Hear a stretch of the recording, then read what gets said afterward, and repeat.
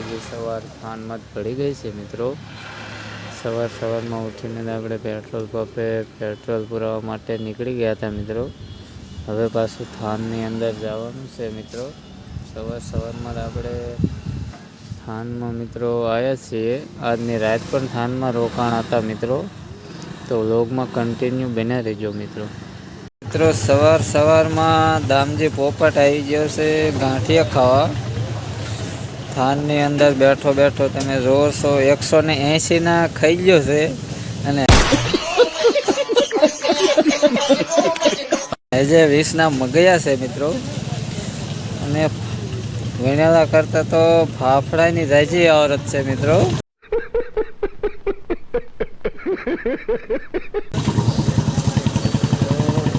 ગાંઠિયા આપણે તો ખાઈ લીધા છે ક્યારના। એ હજી ખાય છે। ગાય માવદડી ઊભી છે મિત્રો। એને પણ ભૂખ લાગી છે મિત્રો। સવારમાં આપણે ખાનની અંદર મિત્રો નાસ્તો કરીને ગાંઠિયા ધરાઈને ખાઈને 180 ના ગાંઠિયા ખાઈને બેઠા છીએ। અને આ કાશી પાત્રે માવો ભાઈબંધ એના હાથું બનાવે છે। સ્પેશિયલ આપણે કાલ સુરેન્દ્રનગરથી માવો લાવ્યા હતા મિત્રો। તો એ માવો આ એકલો ખાય છે। આપણે તો કાંઈ માવાનું વ્યસન છે નહીં મિત્રો। અને મિત્રો આ ભાઈબંધ કહેતો હતો ને કે ઓલી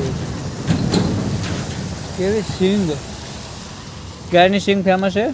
આપણે સુરેન્દ્રનગરની સિકંદર સિંગ જેવો ખાસ હાલમાં બહુ ફેમસ છે।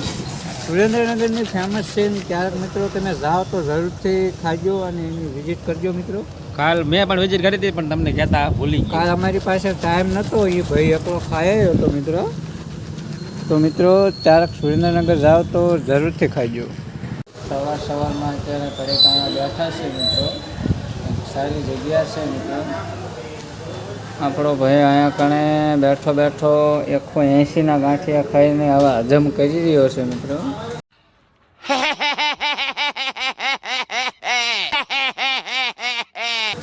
હાલમાં તમે જોઈ શકો છો સવાર પડી ગયું છે આપણું।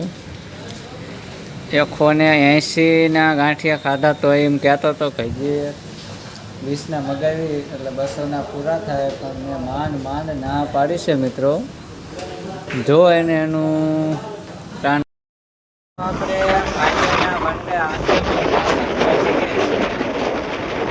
આજે પણ આપણે વીરના રસ્તે આપણે પલટીના બાઇક આજે આવી ગયું છે મિત્રો। હવે આપણું ઘર રાજુ મિત્રો દૂર રહ્યું નથી, તમે જોઈ શકો છો મિત્રો। આપણે ધાવડીમાંના વડે શ્રીફળ વધેરવા આવ્યા છીએ મિત્રો। આવો કાંઈક ધાવડીમાંના મંદિરે મિત્રો આવો કાંઈક વડ છે મિત્રો, જે રાયસિંગ પરથી દૂર નદી કિનારે માં ધાવડીનું મંદિર આવેલું છે મિત્રો। તમને બતાવું અહીંનો નજારો। તો વ્લોગમાં કન્ટિન્યુ બન્યા રહેજો મિત્રો। તમને બતાવું આવો કાંઈક ધાવડીમાંનો વડ છે મિત્રો। ને આપણે શ્રીફળ વધેરવા આવ્યા છીએ। તમને પણ મારી સાથે મિત્રો દર્શન કરાવું। આ વડ મિત્રો બહુ જબર વડ છે મિત્રો। આવી રીતે કાંઈક પતરા માથે પણ મિત્રો વેલ નાખેલી છે મિત્રો। આખા પતરામાં ટકાઈ ગઈ છે, તમે જોઈ શકો છો। આવું કાંઈક આપણે ધાવડીમાંનું મઠ છે મિત્રો, ત્યાં આપણે આ દર્શન કરવા આવ્યા છીએ। તમે પણ મિત્રો દર્શન કરી લ્યો। તો મિત્રો શ્રીફળ વધેરી નાખ્યું। તો મિત્રો આપણે શ્રીફળ વધેરી નાખ્યું છે। આવો કાંઈક આપણે ધાવડીમાંના મઠ છે મિત્રો, તમે જોઈ શકો છો।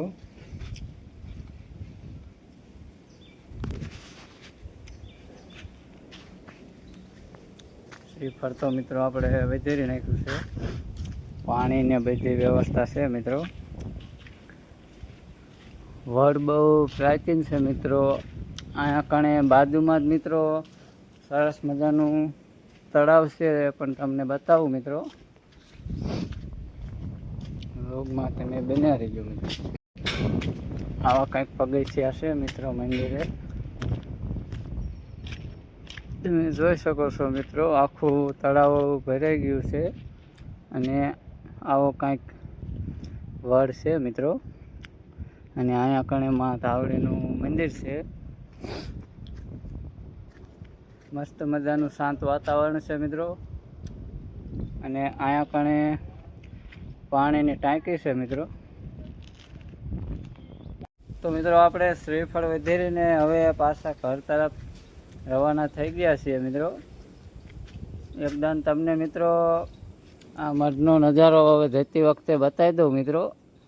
આવા કાંઈક આંબાનું વૃક્ષ છે અને લીમડો પણ છે.